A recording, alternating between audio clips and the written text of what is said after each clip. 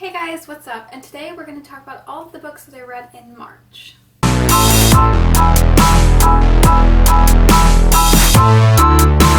So I think we can all agree that March was not the month that we were thinking it was going to be. There was spring break for people who are in high school or college, and it's raining really hard right now, so that's probably what that is. But so it was spring break, and then we had an extension to spring break, at least most of us did who were still in school, and then everything changed and we are now in self-isolation. Well, at least you should be. Hopefully you are. But anyway, so yeah. The problem with self-isolation was that I thought that I would be reading a bunch. And so I expected myself to read a lot. And then I got into a reading slump. So that didn't really happen. I read 9 books, and you would think that they would be the 9 books off of my March TBR, and you would be completely wrong. So, what happened was, I did not end up wanting to read most of those books. For whatever reason, I'm not sure, but it just did not happen. So I only read 2.5 of those books, and yeah, it was a fail.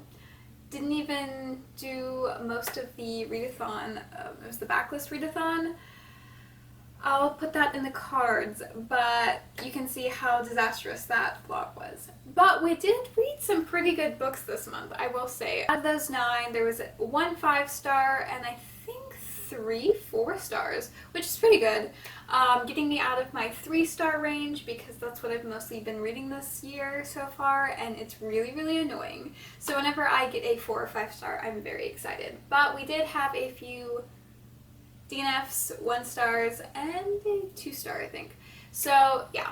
So let's get into seeing what I read this month. I am going to start off on my DNFs. I DNF'd 2 books. One of them I for sure DNF'd. The other one, I stopped reading it because it's what caused me to go into a reading slump. Because I was forcing myself to read it even though I really wasn't in the mood for it. But I did get like 150 pages into it before I returned it to the library before my library closed. So, yeah. So the one that I have completely DNF'd, which might be a surprise to some because I've been so adamant about reading it, is A Little Life by Hanya Yanagara. I read over 100 pages of this book, and I just could not get into it. People say that you have to get 200 pages in to really be involved with it, but do I want to wait 200 pages to get into a book that's a 700-page book for it to only break my heart? Like, there's nothing else that happens, it just makes you sad. So, me and the other person that I was buddy reading it with decided that we would just DNF it so it doesn't get us into a reading slump. And then I got into a reading slump anyway. But yeah, so I'm DNFing this. You'll see this again in my update on my 5-star predictions, because obviously I was wrong. I really did not enjoy it. I was confused half the time.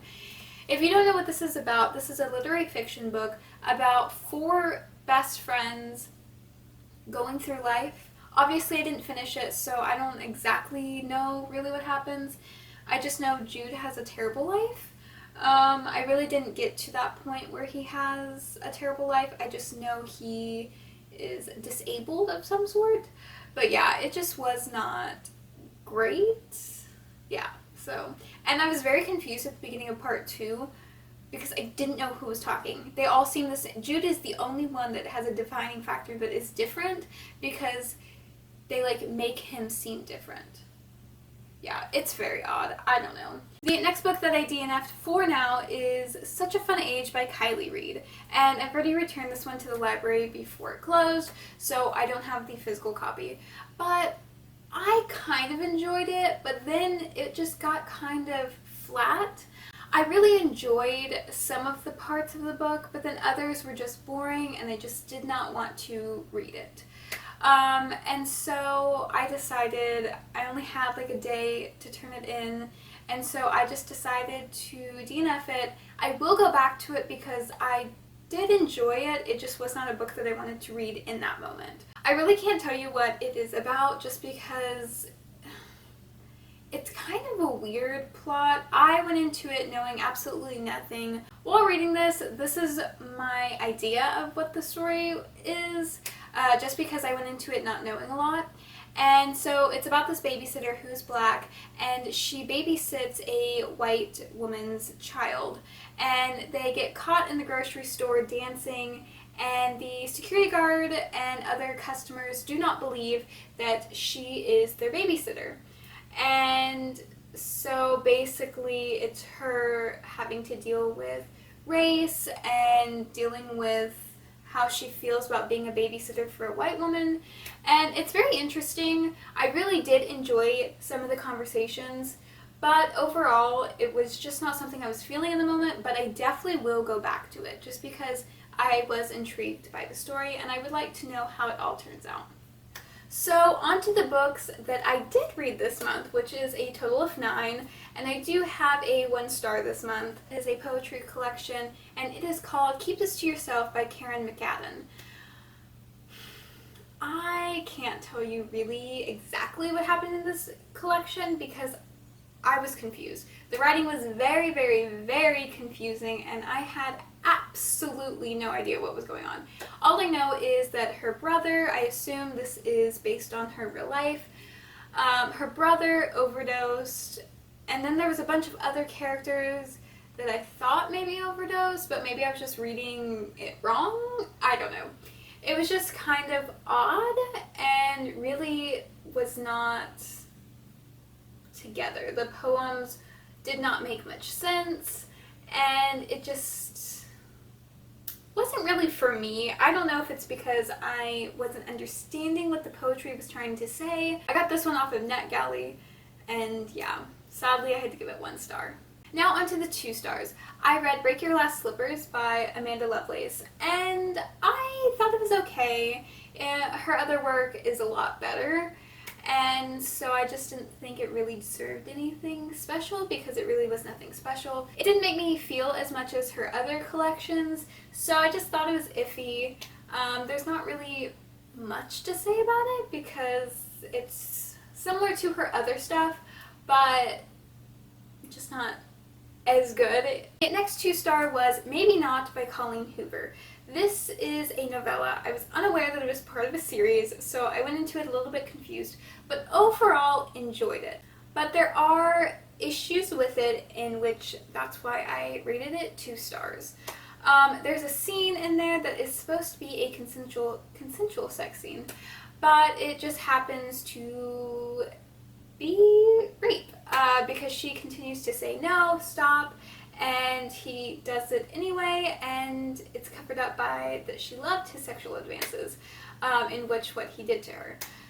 So it knocked it down at least 1 star rating. It wasn't that great. Warren, the main character of it, absolutely terrible. He has a really bad obsession with porn, and it's just not. It's not something that I love. Now we're going to go to the 3 stars. And I have 2 3 stars, and they were both pretty good. The first 3-star that I read was To Drink Coffee with a Ghost by Amanda Lovelace. So I read 2 of her collections that I hadn't read before this month, and it was good. Again, it wasn't as good as her other collections, and it really didn't have that oomph like her other ones did and made me feel super powerful, but maybe that's not really what she was going for that time. But it was fine. I didn't have anything bad to say about it. It was just fine. That one was on my March TBR, and that one was to read a poetry collection, so I chose that one, and I mean, it was decent. The next 3-star that I read was Under the Influence by Jacqueline Lee, and I thought it was pretty good. I understood exactly what was going on. It is about a woman who is dealing with her past tragedies, not quite tragedies, but her past trauma, and she is having to deal with people not believing her about her trauma as a child, being abused by her father, and it's very, very beautiful. I think it talks a lot about abuse in children and how people don't believe children. And I'm currently watching Series of Unfortunate Events, so I think it was a perfect time for me to read this. I was in the headspace to fully understand.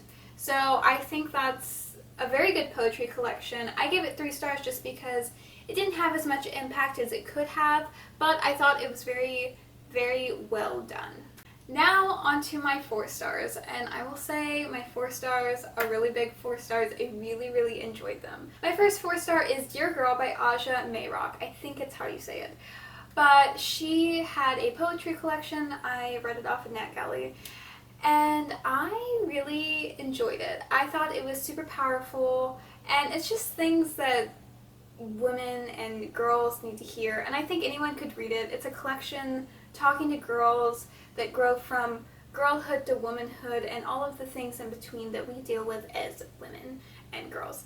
So I really, really think it is a perfect poetry collection that anyone can read to understand where we come from or what girls are dealing with if you're a man or a boy who's reading it. So I think it's very, very perfect. It also talks about how we need to become intersectional feminist, which is always good message, because not everyone realizes that that's true feminism. By the time this video goes up, I'm pretty sure it will be past the publication date of Dear Girl, and Dear Girl will be out April 7th. So I mean, I highly advise it. If you like poetry, then I think it would be a great book to read, especially since we're in self-isolation, so there's nothing we're doing. The next 4-star read I had was That's Not What Happened by Cody Keplinger.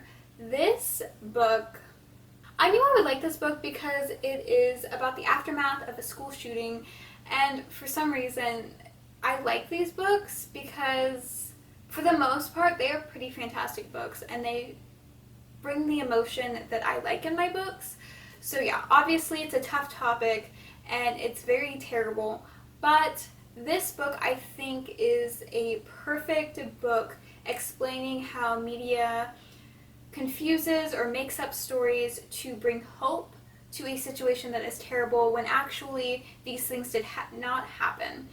And it is absolutely incredible. It's written very well. There are letters about the people who died in the school shooting, and it just strings along the events even though you are not currently in it. It's been 3 years since the school shooting, and the last of the survivors are seniors now, and so they're trying to figure out how they can keep the truth in the school. So it's very, very interesting. It's makes great commentary on the media and how people perceive tragedies and how people who weren't even involved in the tragedy cope with it. My last 4-star this month was Monday's Not Coming by Tiffany D. Jackson. I started this in February and I sadly didn't finish it, but I finished it the 1st of March. I was not expecting what happened in this book, and whenever the whole thing is revealed, I literally just started bawling because I was not ready. I knew something was going on, but I really did not think that that's what exactly was happening. And I just, oh my god, this ending is absolutely, oh my god, heartbreaking, but also bringing awareness to things that need to be made aware of. And so, yeah, this is an absolutely amazing book. There are some slow spots, that's why I gave it 4 stars, because there were some spots where I was just like, does this need to be in here? But Claudia's whole journey of trying to figure out why Monday is not coming is absolutely breathtaking. I think it is gorgeous and sad and just a ride that you should take, because it also talks about how no one cares that she went missing. No one was looking for her because we assume it's because she's black. There's many missing girls that are black that do not get searched for because they are thought of as less. And I think that's really what the commentary of this book was supposed to be. And it's so sad. Oh, but it's so gorgeous. And then we have my 5-star. I'm kind of, I don't know. I feel like people are gonna hate me for this 5-star because of the author. But listen, I based this one on my own enjoyment, and I read it all in one day, and I really enjoyed it. I got teary-eyed in this one too, multiple times, but it just is such a gorgeous read. And even though, like, the sex scenes are spicy in this, and I am not used to that because this is my first romance I've ever read, and so I wasn't used to the spiciness, but I think I enjoyed the spiciness. So I will be picking up another romance book, and I will be picking up more of her books. I already have from the library, but it is Ugly Love by Colleen Hoover. Listen. I was not expecting to love this book as much as I did. I was going into it with very, very low expectations because as far as I knew, I had never really gotten into romance. I just thought it was eh. But this one was absolutely nuts. It is the love story of Tate and Miles, and Tate has just moved into an apartment across the hall. She has moved in with her brother, and Miles is just chilling in front of her door drunk. And so Miles and Tate, they become kind of friends. They kind of hate each other, but at the same time they're kind of friends. And so they start this thing. Miles does not want a relationship, and so that causes a lot of complications. And you get background, and there is a 6 years earlier timeline about Miles, and you start to understand why he is so afraid to love someone again. And it's very, very intriguing. I did not want to stop reading because I wanted to figure out what there was about Miles that caused him to be like this. And I think Miles's 6 years earlier chapters was a lot more entertaining than Tate's part. I still enjoyed Tate's part, but I really, really enjoyed Miles because I really wanted to understand what was going on with him. And yeah, I highly advise this one if you want to get into romance. I really enjoyed this one, and I wasn't expecting it. So this was also a book that was actually on my March TBR, and it was for a shuffle playlist one, and I had to match the song that came on the song album cover to the book. So those are all the books that I read in March, and also DNF'd. I really enjoyed this reading month. I did get off to a really terrible start, and then I was on a roll, and then I just got into another reading slump. But over the past couple of days this month, I was able to read 3 more books, so it was a very successful month. I wish I would have read more, and I hope in April I can read a lot more. I already have my April TBR up, and I hope I can get to all of them. It's only 6 books this time, but they're quite chunky, some of them are. Thank you so much for watching, and I hope to see you in the next one.